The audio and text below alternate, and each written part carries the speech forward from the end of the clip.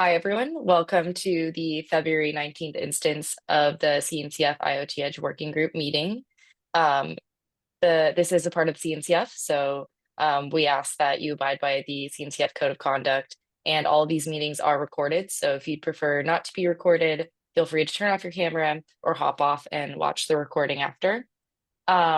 Today, we have a presentation from Tina Zhu about InfiniEdge AI, which is an LF Edge project that is focused on geo-distributed cloud and edge computing solutions for those AI-driven applications. So really excited to hear all about that today. And with that, I'll pass it off to Tina. Thank you. I'm looking for the button. There you go. Share my screen.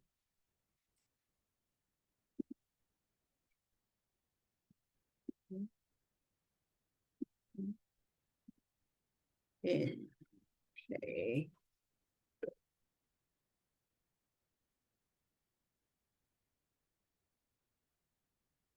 Minimize.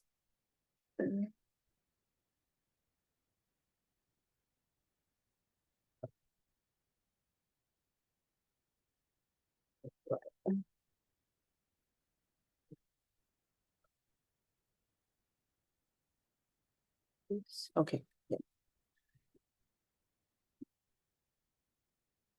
Good morning, everyone. Thank you for joining our session today. I'm Tina Zhu, and I'm excited to introduce you to InfiniEdge AI, geo-distributed cloud and edge computing solutions for AI-driven applications. Today, we'll explore how this innovative platform can transform how we process and analyze data in real time. Let's get started. Here is our agenda for today. We'll begin with an introduction to InfiniEdge AI, followed by some detailed project insights and progress. Next, I will provide an overview of geo-distributed cloud and edge computing as it pertains to AI. Finally, we'll dive into potential collaborations opportunities with the IoT Edge Working Group before opening up for questions. My goal is to give you a comprehensive view of both the technology and the strategic benefits of this project. Let's start with the why. In today's rapidly evolving tech landscape, there's a growing demand for low latency, scalable AI applications. This need is driven by the requirement to process data closer to its source, minimizing delay and maximizing efficiency. Our vision with InfiniEdge AI is to integrate the strengths of both cloud and edge computing, enabling real-time distributed AI processing that meets these challenges head-on. What is the InfiniEdge AI? InfiniEdge AI is a powerful platform that unites the geo-distributed clouds and edge computing to deliver scalable and efficient AI-driven solutions. It offers flexible deployments options across various environments, ensuring that whether you are in a centralized data center or at the edge of the network, you can benefit from low latency and enhance the security.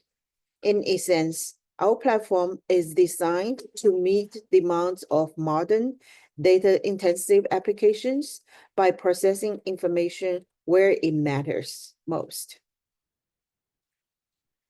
Let's take a closer look at some of our project insights.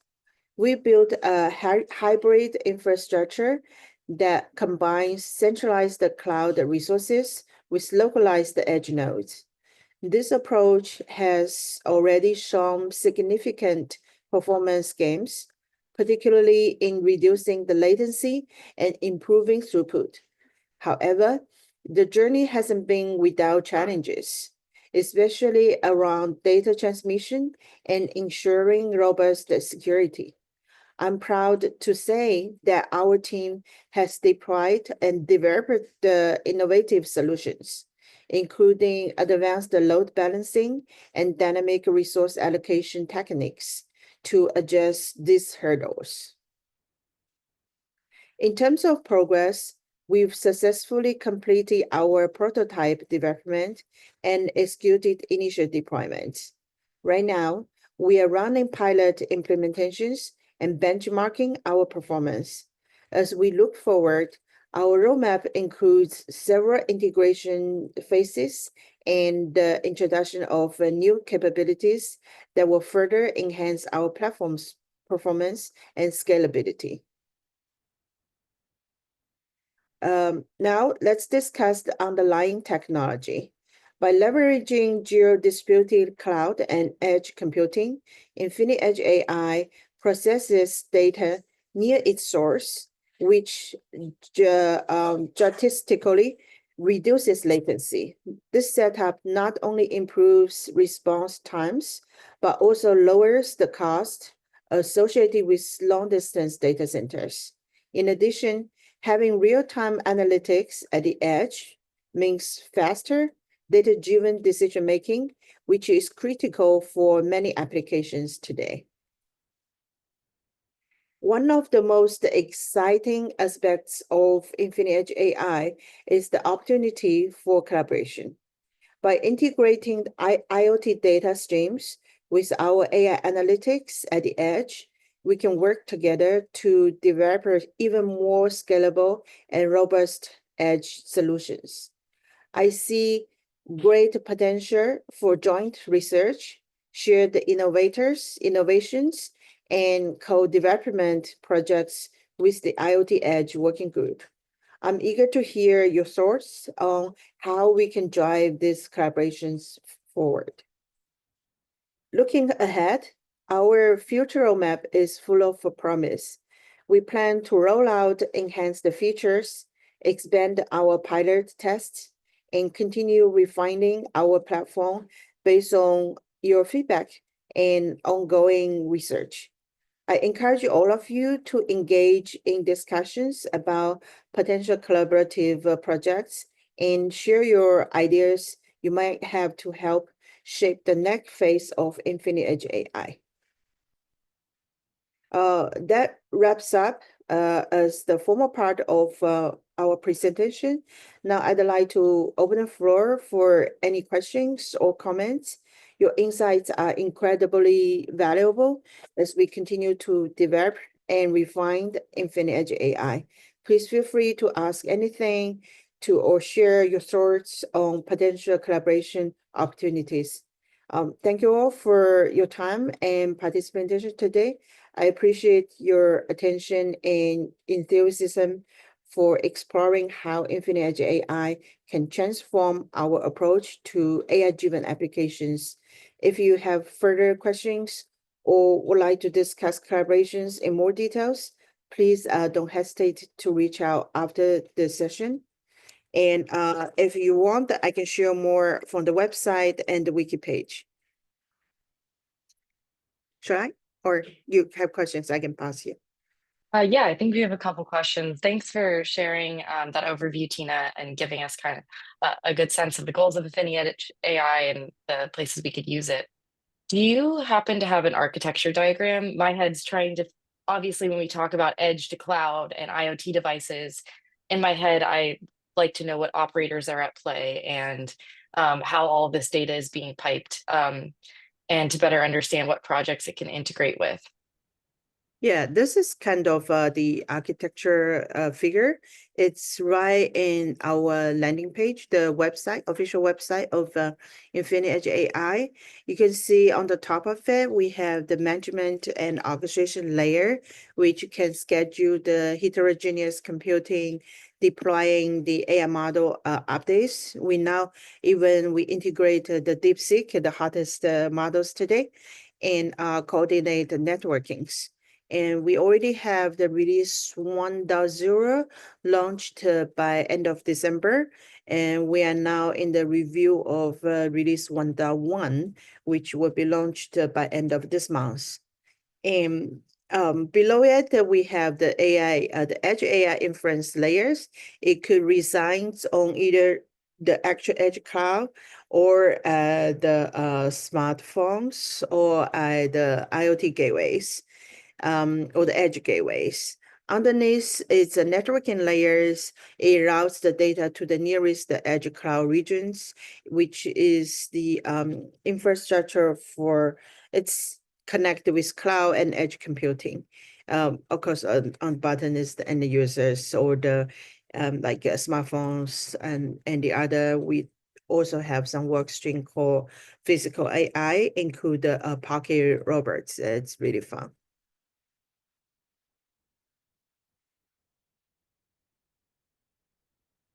So your questions is about the framework, the architecture picture. Yeah, where do you imagine the IoT devices plugging into this? Is it what is consuming the data from that? Is that the edge AI inference layer that would be consuming the data from devices? Uh, yeah, it depends where we process this data. If it process in the edge AI, and then it's here. Yeah. And just a quick follow-up to that is the relationship between that IoT device and the edge AI inferencing layer, is that one that's established? Like, say I had a device that used MQTT or whatever it's using. Is there certain protocols that are supported or certain ingesters that are supported? Yeah, you may be interested. We have a 6 work stream here. One of them is called Edge Gateway. It's most related to you can see the enabling the edge gateways to automatically discover IoT devices using various protocols like S7, OPC UA, HTTP, etc. And also, we try to support the LW M2M protocol and also RAS and RAS2. And this is we have the demo progress, but more you can see from here the release one. I see 1.1, 1.1. Sorry, release process. 1.1, we're still filling this table, and release one, you can already see Edge Gateway. We do have a one pager here. Yeah.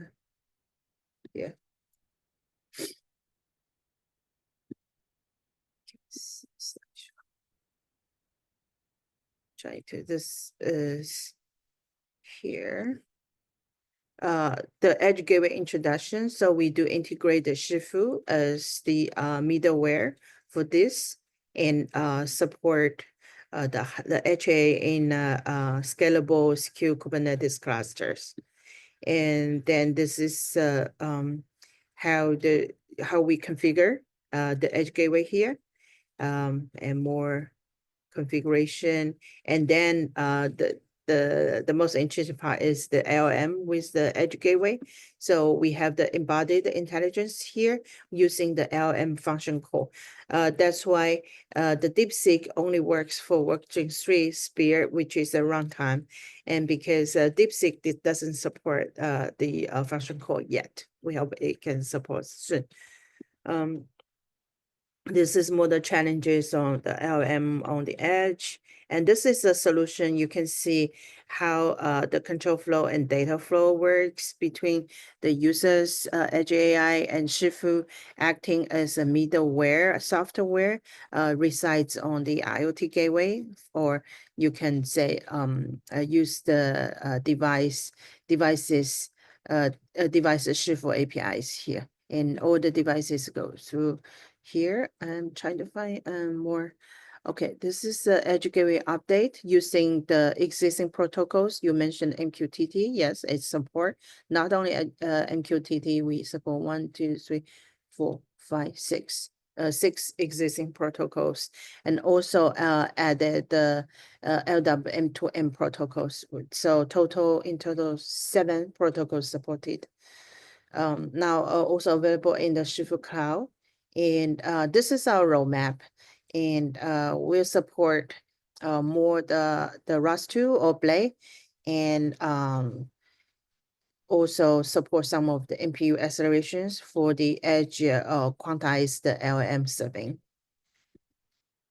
Yeah, this is I think related to questions. Yeah, that was very helpful. I really appreciate that. And understanding how you're using Shifu is great. I think we've had them present for us in the past here as well. Yeah, but this is a specific for the AI applications.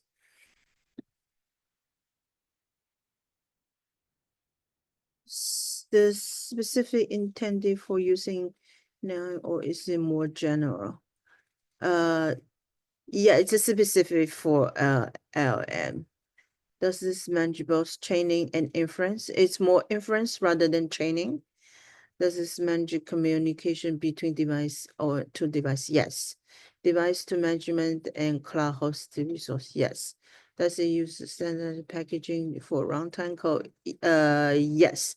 The workstream 3 is about the runtime and inference training sets, not the core big LM model training, but more distill from the large model into the small model and the training for the small model.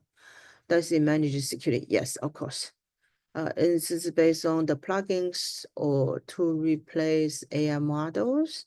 What does it mean? Is it based on plugins?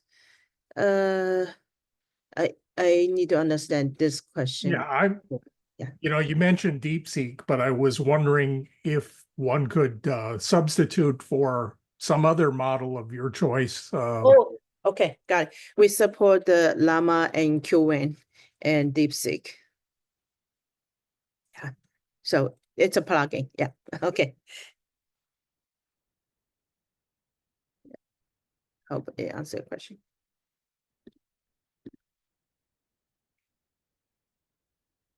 Yeah. Just a follow up to those, I didn't catch all of them, but for the question, does this manage communication between device to device? Did you say yes to that?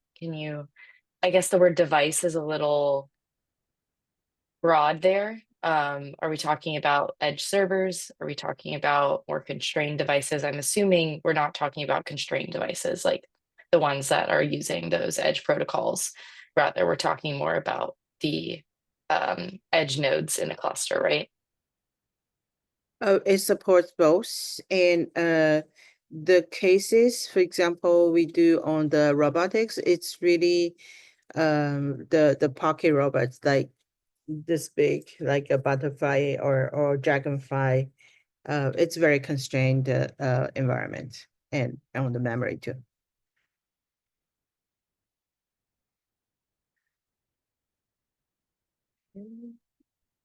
Is there some minimum agent that's required to be on a device for it to be able to participate? A minimum of what? Is there an agent that you need to load onto your device for it to be able to participate? So when you're talking about those robots, Mm-hmm. what am I downloading onto that robot so that it can participate? Okay, yeah, it's a very small model. Let's see. So if it's for robotics, and yeah, let's see. Picture. Yeah, what you download, it's a smaller model. I know this one looks very complicated. How do I make it bigger? Oh, here you go. Yeah, is it better? Can you see? Yeah. Like for the robot, and like here is the cloud edge cloud. And so PC service for control, then IoT gateway, and this is the robot hardware. You need to just download this. I assume you have the multi-sensor modules here, and what you download is the PC or server control here. It's very minimum on the end nodes, and this because that's why we have the large language model or big models, like the trained small models, we can only do like the 2B models on the robotics, on the robots. Yeah. Right. I see more questions. Oh, well, I just asked an AI, in this case, it was Grok, to answer those same questions for more detail. And I just thought I'd post the responses it gave. Mhm. You know, often these responses from these AIs are wrong or distorted, but it's kind of interesting. I don't know if you have time, because it surprises me how much it gave back. But maybe if you have time to read them, you can scan it Yeah. and let us know if there's any errors in what this said. Sure. Yeah, it's funny. Is this intended for use? Right. We don't define our own large language model here. It's more general. Well, it knows us better than we are. I support LM. Yes, smaller optimized version, and that's what we call distill. And it's kind of like distill, but it's more like the teacher model teaches the students model. Okay. We still here, so I'll do it. Its scope is broader, tend to for any AMR benefit from low latency, like smartphones, IoT cameras, and just include the computer vision, yes. Speech, for speech recognition, we create not demo anymore, actually actual deployment to use the Whisper model from OpenAI to translate it claims 99 languages, but it only works well for 77 languages. For example, I think the Portuguese is not supporting very well. Predictive maintenance, yes, we do have that. And so it's general purpose, but Taylor, yeah. The first question was correct. The second, does this manage both training inference? Yeah, focus on inference as I answer. That's it. Running pre-trained AI models. Yes, that's what I do.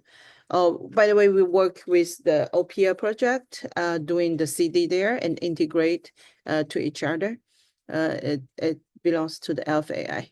To make prediction in real time, designed to optimize the deploy models for low latency resource constraint. Not necessary for training new models exactly from scratch. We don't train the new models from scratch. However, we support some lightweight training and the fine-tune capabilities on the edge. Yes, we're adapting those to specific local data and conditions. Fine-tune. Yeah, originally we use fine-tune. Now we more use the RL. Yeah, for particular regionals. But for skill training, like deep learning, it could rely on the cloud server-based with the chain models being compressed, in short, Excel's inference, yes, and offers limited on device training. Yeah, that's exactly what I described, but heavy lifting for training. Yeah. Number 3, does this manage communication between device to device? Then yes, but it's not a standalone communication. Yeah, it integrates several existing device to device to share data. A network of smart camera, yes, and often like lightweight protocols and or middleware. That's what Shifu does. And device to management includes tools such as monitoring. Yes, device to management. Yes, we also have the cases to support the California Agriculture Department to suck the strawberry, some insects in the strawberry. So we send instruction to the truck to just press the button about the vacuuming at the right angle, right degrees to suck the insects from the strawberries in California. and device to cloud hosted resources, hybrid workload that can for complex uses to ensure those from InfiniEdge projects. Yes, we also work with Akrino and Edge Lake to handle these communications. Yeah, this work stream 4 about the federated machine learning that's use the Edge Lake, which we deployed in a city in Kansas for the whole utilities of the city. And number 4, does it use standardized packaging for runtime code? Yes. Ensure runtime code, as I show you. If you have more interest, I can show you the runtime code. This is the spear. This is about the runtime. Maybe this while. Yeah. We have something more new. It just happened yesterday. So this is more for runtime. We have both the offline and online phases about how we output the deployment instances and configuration. We input them like a LAN chain, which is the agent framework, but also for the online phase, we input the generated instances offline phase, and it comes out from the scalable and performance user request serving. You probably feel this look very familiar. The building blocks we had on the part is the user space. You can see some of the agentic applications like ChatDB or RAG applications, and agent development SDKs. We put the Llama Index or LangChain here, OpenAI Swarm. And then we do the agent orchestration, which we call the Spear orchestrations, like a compiler of agent applications. And then we host this like process, containers, WebAssembly, etc. here. And maybe the Spear isolation. And for the kernel space, we do have the APIs and API implementations on various system service like MongoDB, VectorDB, all kinds of DBs, and embedded models like Llama or Phi. And we do runs on the cloud edge integrations, runs upon the API gateways and clusters, traffic management and network accelerations.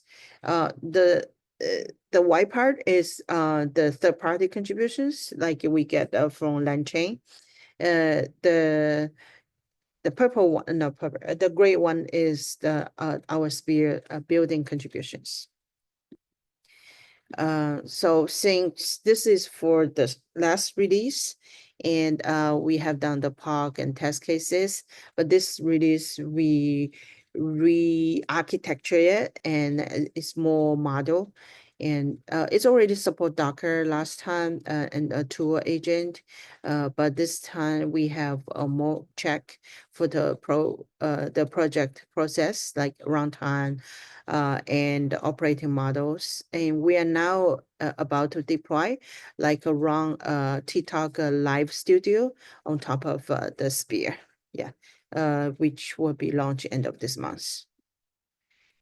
This are some of the future plans at that time at Christmas. But some of them we already have, like, which is the Spear user space, like the agent orchestrators. And so we already work with OPIA project, and we support more third-party the agent tours. That's about the runtime. Since I see you particular interest on the runtime. For inference training sets, for AI models, data sets often aligns with Onyx. Yes, we do support for model formatting, which allows models to share on cost, but it focus more on the deploying pre-trained optimized model rather than managing the training. Yes, exactly. makes it easier. Does it manage the security? We do have all the security requirements very strictly informed here, like data privacy, access control, model integrity, and network securities. Yes, we have like the TIS. I think some of the work streams supports TLS, but not all of them. Like the robotics doesn't support TLS. Okay. And updates and patchings, tools to security update software modules on. Yes. Like fireworks. Yeah, we do have the fireworks intrusion detection. Is this based on plugins? Isn't primarily, that's why I was wondering when you say plugin, it's not like a traditional way. Like it's more like software plugin. Yes, exactly. Replace or update within the, yeah. But you still need to do some adaptation code. That's why it took us some time to adapt from Llama to DeepSeek because it doesn't support the function call. So a lot of the functions we're working, for example, in runtime, it cannot work, but we do provide some of adaptation code to, yeah, it might swap out all the object detection. Exactly. It doesn't rely on the fixed set of plugin. Yes, maybe we should do Grok 3 because it's too new. We just did it yesterday for the review. This could involve using the model. Yeah, we do model compression for the workstream 4 for the FedML in the Texas, one of the city in Texas state. Quantization and other it might create their own plugins like system for, yes. This is a great idea. We don't officially have the plugin like system, but in practice, we did that when we tried the 3 models I mentioned, but that's not here. Yes. Okay. I think then, yeah, it's pretty much in line with what we're doing, the answers from the Grok. Wow, this is pretty good, very precise. But some of them, like I would say 90% accuracy what we with Okay, what we good. yeah. I don't know if you caught that Grok unveiling just about a day ago, but it was pretty impressive stuff. Really. The Grok 3. Let me see. How do I Grok? Which one? Oh, there was a broadcast of a demo of Grok 3 on X about a day ago. Oh, okay. You'd have to go to X to see it, I think. But, it lasted about an hour with demos on having it write code to completely generate a game and draw plots for a space mission to Mars. This one, Grok's X, right? This one. Yeah, and then Grok 3 is their newest version. Yeah, I know, but where can I see? Did they have the replay? I'm sure they do somewhere. Let me see if I can find a link and I'll put it in the chat in a minute. Sure. Well, it's all Elon Musk. The most interesting thing, by the way, if you start watching it and you get bored with the actual demo, skip to the Q&A at the end, and about an hour in, they go over what was involved in building the data center to host it. And having kind of an enterprise IT background, I found that discussion of they get into not only what they did, but why they did it and what the choices were and trade-offs. But the logistics of building this data center, both to host the hardware and get the power in, were pretty fascinating. Yeah. I did see some of the clips, but I didn't watch it the live myself. Yeah. This is awesome. We should just try the Grok 3. Yeah, go ahead. Yeah, do you mind going back to the runtime slides? Yeah, I was curious, you mentioned incorporating WebAssembly into the runtime. Is the idea there that on the devices themselves, they can plug in functionality using WebAssembly and have more opinionated ways of interacting with the models? Yeah, we work with Wasm Edge. That makes sense. Yeah. Yeah, so Michael and Vivian, they're the active contributor to InfiniEdge AI. So like for the Shifu, we got Tom and Yongli. Yeah, we usually got the CEO to come become an contributor here. Then everything works.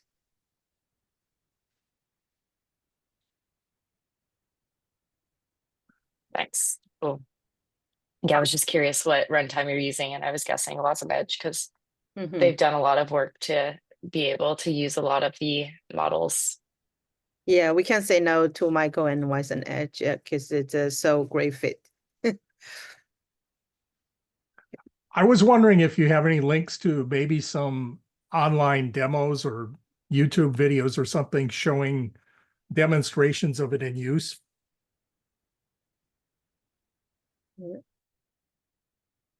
So are we allowed to click from the chat? I click, it just didn't work. Okay. Yeah. Yeah, maybe we I don't can know if you each should watch watch it that in here. our own time. Yeah. It's gonna take it's over an hour. Oh, here. Yeah, okay, it's here. That's right. I already opened many times. Sorry. Yeah, let's watch that in our own time, maybe. But you had your other question, Steve, about demos potentially, if there's some you could Yeah, link I us was to, Tina. wondering if there are any recorded demos of InfiniEdge AI Oh, on yes. YouTube or other places that you can share with us. Right. It's here. If you go to InfiniEdge AI and here, Links Foundation posted our collab here. We had our collab at the San Jose State University, I think in 2 weeks ago or one week and a half ago. Where is my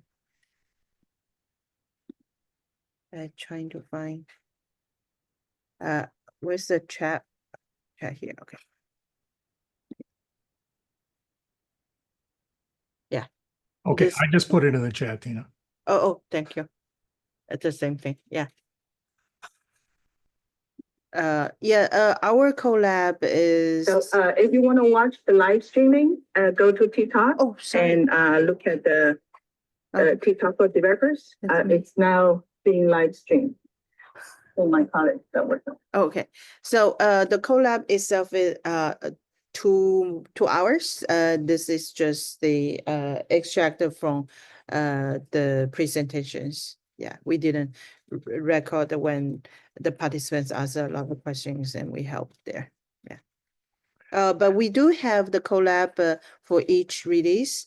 So we launch release this end of this February 28th, and we will have another collab on March 6th, California time. That one will be hosted at the TikTok campus. If you guys are in the Bay Area, welcome to join. What's the size of the actual user community? People other than the developers behind it who are using it for actual end user use cases. Is it in tens, hundreds, or some other number? I don't know, but last collab we have 100 people. It's because that's the size of the meeting room in the library. So we do have variety of kind of users, like many from the big companies like TikTok, Meta, Google, and the AI researchers or developers, and a lot of startup companies or small medium companies like Edge Nexus, I forgot the name, was a Sis's company, Jonas company. Yeah, I forgot. I can come back when I remember. And also the Edge Lake company and Signal Logic and the vendors, no vendors, the OEM vendors, like Fujitsu, good contributors there. Yeah, so I think it's a pretty diverse.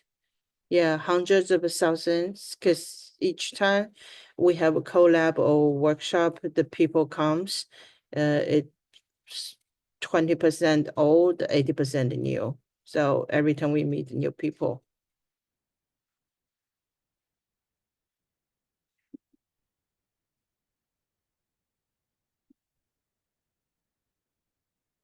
Yeah, if you can see, oh, Yomo, yeah, Yomo is from the Allegra, from company Allegra, they are leading. And for intelligent edge data agent is led by Google. It's Spear led by the Southeast University and TikTok. Edge Gateway led by Genesis. Oh, 4 was the FedML. It didn't participate in the last release, but will it be in the release 1.1. And robotics, like I see Fujitsu and Signal Logic and the robot company. I can't remember their company's name, but they have those really cool the pocket robots can fly. Yeah, and also we do have the AI agent marketplaces, and we also have those learnable AI agent. Yeah, working with like UC Berkeley, San Jose State University, and Stanford. It's a variety of developers here.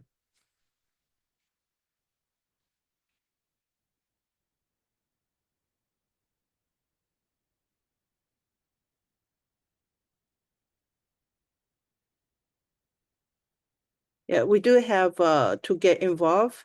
We do have the TSC meetings, which is 6 p.m. every Tuesday. This is all the TSC. You can see it's many. All the companies you're familiar with. Yeah, you can see our meeting notes. We had meeting yesterday night. Yeah, it's a new project. I think it's since last year in April 29, I remember, or 28. And then we already come up with the one release and now another small version between 2 releases.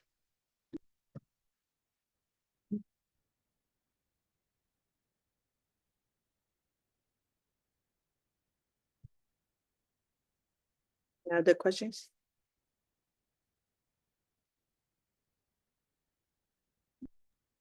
I think one of the goals you mentioned for this was to talk about collaboration. In what ways do you see that opportunity unfolding and ways that you would like this working group to plug in? I think the low-hanging fruit is to plug in with the Workstream 3 Spear, because it naturally has the Western edge and the runtime, which is quite relevant. And easier is the edge gateway. And since I guess Tom and or Yongli, they already presented here before. I think we do have a lot of IoT cases. No mentioning this one. This one is actually very good. You may be also very interested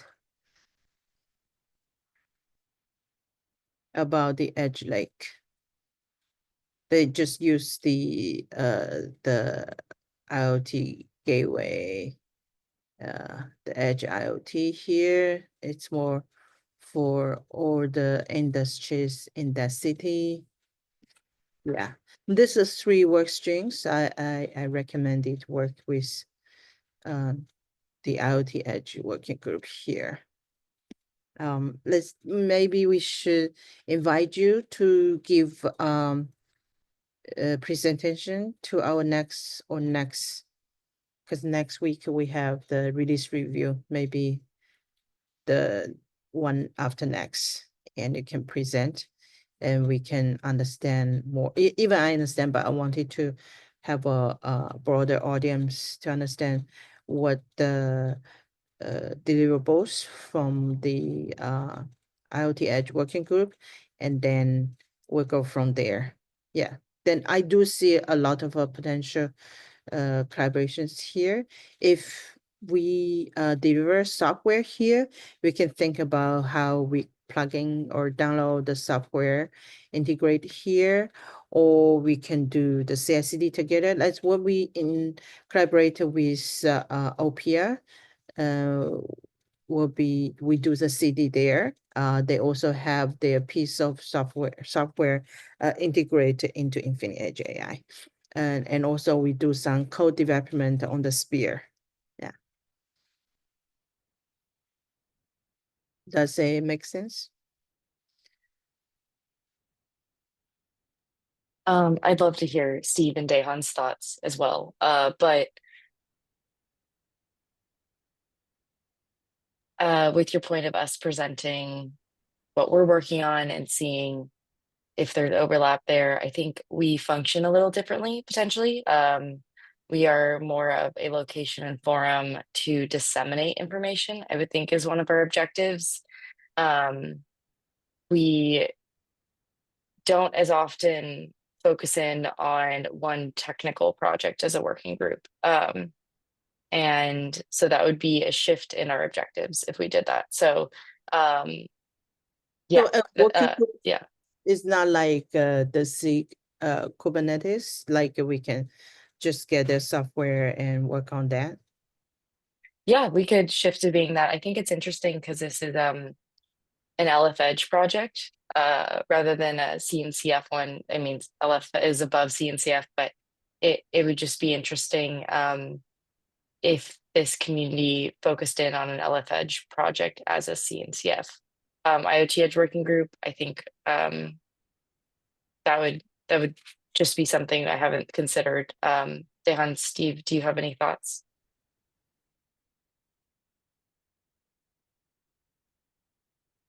You know, I'm still thinking about it, but I think our group is sort of more general purpose, big umbrella of bringing announcements and awareness of a lot of these projects without duplicating what the projects themselves do. So I'm not sure that we would align ourselves to just go jump into this specific AI edge management project as opposed to taking inventory of this, plus perhaps there are others like it out there, and delivering the message to the community that these things are available and aware. And then at meetings like this, and maybe at physical meetings, we could host presentations on these types of tools. You mean we have joint meetings, or could be more specific? I don't think that this group would appear at the community meetings for InfiniEdge AI. Okay, that's Some fine. members might choose to, but we're sort of taking on a bigger umbrella role with CNCF of gathering awareness of not just CNCF projects, but we're open to building awareness for projects related to Edge and IoT that come under the umbrella of other open source organizations. Since the CNCF is affiliated with LF Edge and Linux Foundation, any of those are fine by us. But we've also historically been had collaborations building awareness with Eclipse Foundation projects, for example. So we're kind of I think our role is more of an overview of Mhm. the multitude of projects that are out there rather than jumping into one individual project. We're always curious about these things. And, Mhm. you know, in terms of getting the messaging out there that this is available, it's not just a one-time thing. If you want to Uh, come back for after major releases or annually to provide updates or to build awareness of any conferences or things you're at, uh, that would be something this group would be interested in. yeah, this is our releases. So we do have uh release, the big release every 6 months, and we have the small release, the small versions every 2 months. Uh, so for each small release, we have a collab right afterwards. You will see the collab YouTube video and the blogs as well. And yeah, you will also see the release deliverers for each of them. And we're happy to come here periodically and to present what's new for the release 1.1, 1.2, and 2.0. And yeah, then I think it's more we input here. If the members of the IoT Edge working group is interested to participate in our work directly, you're more than welcome to. Is that a good understanding of what the propositions of this working group? Maybe also, are you making any appearances or presentations at any conferences coming up in the near term? You know, KubeCons or the IoT Edge Day or anything like that? I may present at the AI Infra Summit. And when is the IoT Edge Day? Oh, you mean like our Kubernetes on the Edge Day? Yes, exactly. Okay. Yeah, that one. I'm not going to London. Yeah, I don't know who's running that after you and me. Is that Kathy? Me? No, I'm not running that. Whoever was running it last year, I can't remember, but he was asking around to see if someone would be willing to run it. I'm not sure what the progress is on that. Oh, okay.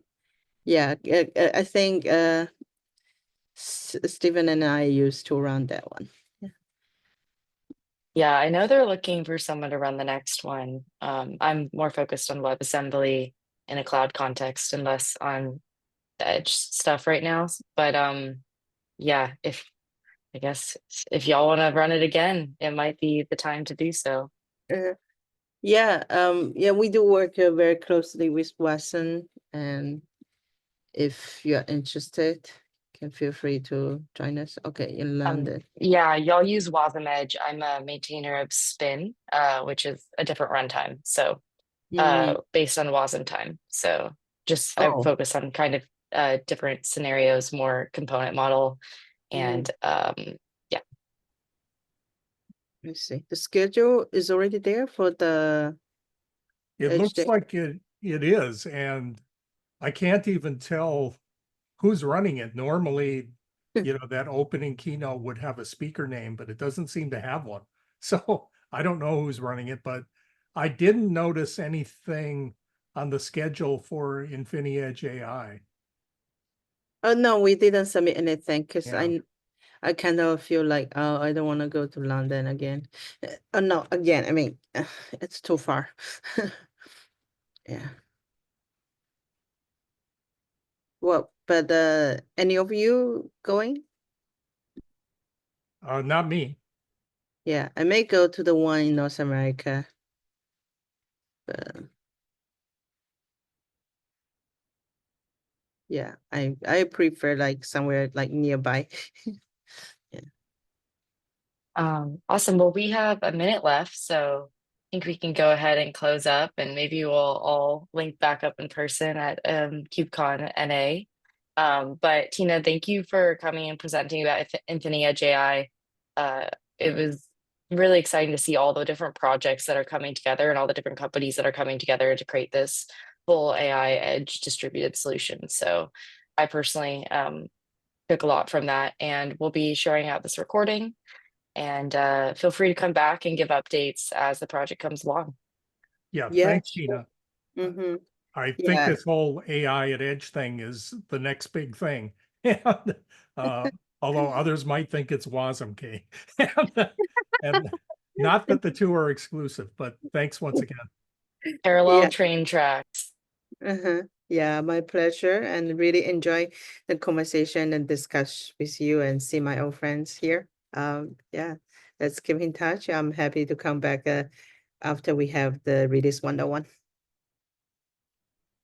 Thank you. Bye, everyone. Yeah, appreciate it. Have a good one.